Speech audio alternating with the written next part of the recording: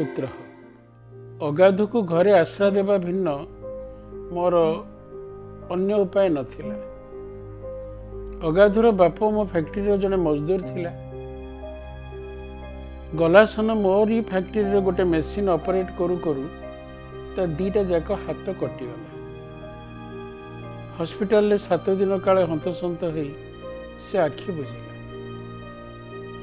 Labour union रो दाबी अगाधु को लक्षे टंका क्षतिपूरण देवाक। मो पक्षे घटनाटा बेस चिंतामूलक हो पड़े भी मो भली धुरंधर लोक परिस्थिति सजाड़ी नबाटा सेमिति काठिकर व्यापार नथिला। अगाधुर माँ जी कि सेतेबेले अगाधु को गर्भरे 8 मास धरी थाए ताकू डाकी मो देवोपम चरित्रर पराकाष्ठा देखाइबा को जाई मो घरे कामदाम करिवार व्यवस्था करदेली। ताकू बुझे कहली एइने एते गुड़ा टंका नेले तते फुसुले समस्ते हाथ पाइटी करने सीना तो दुखरे कहीं सहाय हेबेनी। मु को मरी हजी जाउछि टंका कुआड़े चली जाउछि तोर जो पिला हबो ताकू मनीष करी गढ़िबार दायित्व मु नेबी। तू ताऊ चाहिबुनी तो पुओ ता बाप भली कारखानार मजदूर हो तो झियो तो परी काहा घरे बासन माजू। मो कथारे किभली कुहुक थिला केजाणी अगाधु माँ मो दी गोड़ धरी भो भो बाहुनी उठिला। ता पाई मु थिली हर्ता कर्ता भाग्य विधाता विगलित करुणार परम प्रतिरूप।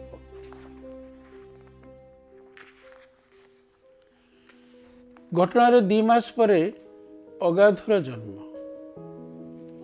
सेही दिन संध्यारे मो स्त्री शांतिंकर तृतीय कन्या भूमिष्ठ है। हॉस्पिटल जनरल वार्ड रे स्थान अभाव बारंडार गोटे कणरे अगाधु माँ अति गर्वरे ता पुओ अगाधु को छाती रे जाके जेतेबेले ता स्वप्निल भविष्यत कथा मने पकई हसी पकाउथिला तो केतेबेले अगाधु बाप कथा मने पकई लुह गड़ी पकाउथिला आखिरु। एपटे स्पेशल काबिन रे शांति उदास मुहरे आखि छल छल करी मो हाथ धरी पकई कहूथिले सुन तुम मन रे भारी दुख ना एथर भी तुमको पुओटीए दे पारलिनी बोली। मो मन रे किंतु सतरे दुख नथिला। मते जेमती लागुथिला से दिन मु केवल झीर बाप होई नथिली पुओ अगाधु भी मोरी पुओ थिला जेपरी। बेस फुर्ती थिली से दिन मु मिठा अणी हॉस्पिटल रो सबु स्टाफ को बांटुथिली। साथी विस्मित होउथिले। मो प्रथम झील हवा दिन भी मु मुहटा को सुखी पकेइथिली। तेणु आज तृतीय कन्यार पिता हबारे मोर एभली कौ सुख भावर उद्रेक हैला जे मु मिठा बांटुथिली बोली शांति चिंता करुथिला बेले मु तांको विस्मित भावर जवनिका टाणी कहिथिली देख अगाधु कण आम पुओ नुहे स्वाति आमर जेमिति झियो अगाधु सेमिति आम पुओ। हठात किए जानी कहीं शांति मुह सुखी पकेले केमिति संदेही दृष्टि चाहिए मो आड़े। मु बुझी पारु नथिली मोर एभली कहिबारे भूल रहिला कोठी। घटना आउ एक भिन्न बण नेला जो दिन अगाधु जन्म होबार ठीक 21 दिन अगाधुर माँ पोस्ट डेलीवरी कॉम्प्लिकेशन आखि बुझीदेला चिरदिन पाई। मोर जाबतीय चिकित्सा व्यवस्था ताको बंचई रखी पारला। मते कई दिन तले से कहिथिला ता प्राप्य क्षतिपूरण अर्थरु किछिटा खर्च करी अगाधु 21 दिन फैक्ट्री रे मिठाई बांटिबा से सुजोग मते मिलिला। अगाधु मार शव सत्कार करी फेरला बेलू रात्रि विलंबित हो सारी। अगाधु कांदुथिला। ता कांदरे समग्र पृथ्वी को से आह्वान करुथिला जेमिति मु एक अनाथ पितृमातृहीन शिशु मते बंचाओ मो पाटी रे क्षीर टोपे दियो। अगाधुर दायित्व नबाकू बहु मजदूर बाहरी पड़िले। लोभ अगाधु नारे बैंक डिपोजिट 1 लाख टंका उपरे जहाँ मु लेबर यूनियन को बहु आगु जणी दे सारी। शांति भी चाहूले अगाधु मो घर जमी शीघ्र अपसरी जाऊ कारण एबे केते दिन फैक्ट्री रू फेरी मु मो घर पछपंट सर्वेंट क्वार्टर रू ଅଗାଧୁକୁ ଅଣେଇ ଅଧଘଣ୍ଟେ କୋଳରେ ନ ଧରିଲେ ଗୋଡ଼ ହାତ ଧୋଇ ନଥିଲି। ତାଙ୍କ ଅସୂୟା ଭାବ ମୁଁ ଅନୁମାନ କରିପାରୁଥିଲି ବି କେଜାଣି କାହିଁକି ମୋ ମନଟା ସ୍ୱତଃ ଟାଣି ହେଇଯାଉଥିଲା ଅଗାଧୁ ଆଡ଼କୁ। ତେଣୁ ଅଗାଧୁକୁ ଆଶ୍ରୟ ଦେବା ଲାଗି ବହୁ ସ୍ୱତଃ ପ୍ରବୃତ୍ତ ହାତରୁ ଅଗାଧୁକୁ ଛଡ଼େଇ ଆଣି ମୁଁ ଘୋଷଣା କଲି ଯେ ଅଗାଧୁ ତଦାବତ୍ ଅନାଥ ନୁହେଁ ଯଦାବତ୍ ମୁଁ ବଞ୍ଚିଛି। ସେ ଆମ ପୁଅର ମର୍ଯ୍ୟାଦା ନେଇ ମଣିଷ ହେବ। ଅଗାଧୁ ପ୍ରତି ମୋ ଆସକ୍ତିର ଯେ ଏଇଟା ସ୍ୱଚ୍ଛ ଅଭିବ୍ୟକ୍ତି ଥିଲା ତା ନୁହେଁ। ଏଥିରେ ଲକ୍ଷେ ଟଙ୍କା ହରାଇବାର ଭୟର ଜଡ଼ତା ମଧ୍ୟ ଯେ ମିଶି ନଥିଲା ତାହା ମୁଁ ସମ୍ପୂର୍ଣ୍ଣ ଅସ୍ୱୀକାର କରିନପାରେ। ମୋର ଏଭଳି ମହାନୁଭବତାରେ ବହୁ ଉଚ୍ଚ ପ୍ରଶଂସାର ପାତ୍ର ମୁଁ ହେଲି ସତ, ହେଲେ ଶାନ୍ତି ଆଉ ମୋ ଭିତରେ ଅଗାଧୁ ଜନ୍ମ ହେବା ଦିନଠାରୁ କୁହୁଳୁଥିବା ନିଆଁ ଅଧିକ ତେଜି ଉଠିଲା। ଶାନ୍ତିକୁ ବହୁ ପ୍ରକାର ବୁଝାଇବା ସତ୍ତ୍ୱେ ସିଏ ଆମ ବେଡରୁମ୍ରେ ସ୍ୱାତୀ ବିଛଣା ପାଖରେ ଅଗାଧୁ ବିଛଣା ଲଗାଇବା ପାଇଁ ସ୍ପଷ୍ଟ ମନା କରିଦେଲେ। ଅଗତ୍ୟା ମୋତେ ଅଗାଧୁ ପାଇଁ ଗୋଟେ ଆୟା ବନ୍ଦୋବସ୍ତ କରିବାକୁ ପଡ଼ିଲା ଯିଏକି ତାର ଲାଳନ ପାଳନର ଦାୟିତ୍ୱ ନେଇପାରିବ। ପ୍ରଥମେ ଅଗାଧୁ ବୋତଲରେ କ୍ଷୀର ପିଇବାକୁ ମଙ୍ଗିଲାନି। ତା ମାଠୁ ସେ 21 ଦିନ ଖାଉଥିଲା ପେଟ ଭରି ହୃଦୟ ଭରି। ମୁଁ ଅଗାଧୁର ଏଭଳି ଜିଦ୍ ଆୟଠାରୁ ଶୁଣି ସାମାନ୍ୟ ବିରକ୍ତ ହେଲି। ଏ ଘରେ ସ୍ୱାତୀ ଶାନ୍ତିଙ୍କ କୋଳରେ ଶାନ୍ତିରେ ଶୋଇ କ୍ଷୀର ଖାଉଥିବା ବେଳେ ସେ ଘରେ ଆୟାର ଯାବତୀୟ ପ୍ରଚେଷ୍ଟା ସତ୍ତ୍ୱେ ଅଗାଧୁ ବୋତଲରେ ମୁହଁ ନ ଲଗେଇ ରାହା ଧରି କାନ୍ଦିବାରୁ ମୁଁ ବିରକ୍ତ ହେଇ ଉଠି ଆସେ, ଆୟାକୁ ଗାଳି କରେ। ଅସଲ ରାଗଟା କିନ୍ତୁ ମୋର ଶାନ୍ତିଙ୍କ ଉପରେ। ସ୍ୱାତୀ ଭଳି ଅଗାଧୁକୁ କୋଳେଇ ନେଲେ କ'ଣ କ୍ଷତି ହେଇଯାଆନ୍ତା ତାଙ୍କର? ଯେଉଁ ମା ପୁଣି ଜାଆଁଳା ପିଲା ଜନ୍ମ କରୁଛି ସିଏ ତ 2 ଜଣଙ୍କୁ ଖୁଇ ପିଇ ସମ୍ଭାଳୁଛି। ତେଣିକି ଅଗାଧୁକୁ ଆପଣାରେ କରିନେବାରେ ଶାନ୍ତିଙ୍କର ଅସୁବିଧା କେଉଁଠି? ଶେଷକୁ କହି ପକେଇଲି ମୁଁ। ଶାନ୍ତି କିନ୍ତୁ ମୋ କଥାଟାକୁ ଆଦୌ ସହଜରେ ଗ୍ରହଣ କରିପାରିଲେନି। କହିଲେ, ଶୁଣ, ମୋର ପୁଅ ନ ହେବା ପାଇଁ ଏକମାତ୍ର ମୁଁ ଦାୟୀ ନୁହେଁ, ତମେ ମଧ୍ୟ ସମଭାବରେ ଦାୟୀ, ଏକଥା ଭୁଲିଯିବନି। ବହୁ ସ୍ତ୍ରୀ ବନ୍ଧ୍ୟା ନିଃସନ୍ତାନା, ସେମାନଙ୍କ ସ୍ୱାମୀମାନେ ତ ପୁଣି ସେମାନଙ୍କ ଭାଗ୍ୟକୁ ଆଦରି ନେଇଛନ୍ତି। ଆଉ ତମକୁ ମୁଁ 3ଟା ଝିଅଙ୍କ ବାପ ହେବାର ସୌଭାଗ୍ୟ ଦେବା ସତ୍ତ୍ୱେ କେଉଁ ଖୁସିରେ ତମେ ସେ ଭିକାରୀ ପିଲାଟା ପଛରେ ପଡ଼ିଛ ମୁଁ ତ ଚିନ୍ତା କରିପାରୁନି। ଆଉ କେବେ ଏ ପ୍ରଶ୍ନ ମୋ ଆଗରେ ଉଠେଇବନି। ଭୁଲିଯିବନି ମୁଁ ଅକ୍ଷମ ନୁହେଁ। ମୋ ଝିଅମାନଙ୍କୁ ପାଠ ପଢ଼େଇ ନିଜ ରୋଜଗାରରେ ମୁଁ ମଣିଷ କରିଦେଇପାରିବି। ମୋ କହିବାର ଏଭଳି ଭିନ୍ନ ଅର୍ଥ ଶାନ୍ତି କରିବେ ମୁଁ ଭାବିନଥିଲି। ତାଙ୍କୁ ହଠାତ୍ ଏଭଳି ରାଗିଯିବାର ଦେଖି ମୁଁ ମଧ୍ୟ ସହମି ଗଲି ଟିକେ। ସେଇ ଦିନଠୁ ମୁଁ କେବେ ଶାନ୍ତିଙ୍କୁ ଅଗାଧୁ ସପକ୍ଷରେ କିଛି କହିନି। ଦିନ ରହେନି, ୟା ମଧ୍ୟରେ ବର୍ଷେ ବିତିଗଲାଣି। ଅଗାଧୁଠୁ ସ୍ୱାତୀକୁ ଯେତେ ଦୂରେଇ ରଖିବାକୁ ଚେଷ୍ଟା କଲେ ବି ଦିହେଁ ସାଙ୍ଗ ହେଇ ଖେଳିବା କୁଦିବା ସେମାନଙ୍କ ନିତ୍ୟ ନୈମିତ୍ତିକ ଚଗଲାମିରେ ପରିଣତ ହେଇଗଲାଣି। ଶାନ୍ତି ସବୁବେଳେ ଆୟାକୁ ଆଖି ଦେଖେଇ କହନ୍ତି ଅଗାଧୁକୁ ଅନ୍ୟ ଆଡ଼େ ବୁଲେଇବାକୁ, ହେଲେ ଆୟା ସେଥିପ୍ରତି ଏତେଟା ଧ୍ୟାନ ଦିଏନି। ଫଳତଃ ପ୍ରାୟ ନୀତି ପ୍ରତି ଶାନ୍ତିଙ୍କଠୁ ଗାଳି ଶୁଣିବା ତା ଅଭ୍ୟାସରେ ପରିଣତ ହୋଇଗଲାଣି ଜାଣ। ମୁଁ କିନ୍ତୁ ପାରେନି। ମୋ ଅଲକ୍ଷ୍ୟରେ ପାଦ 2ଟା ମୋର ସ୍ୱତଃ ଟାଣି ହେଇଯାଏ ଅଗାଧୁ ଆଡ଼କୁ।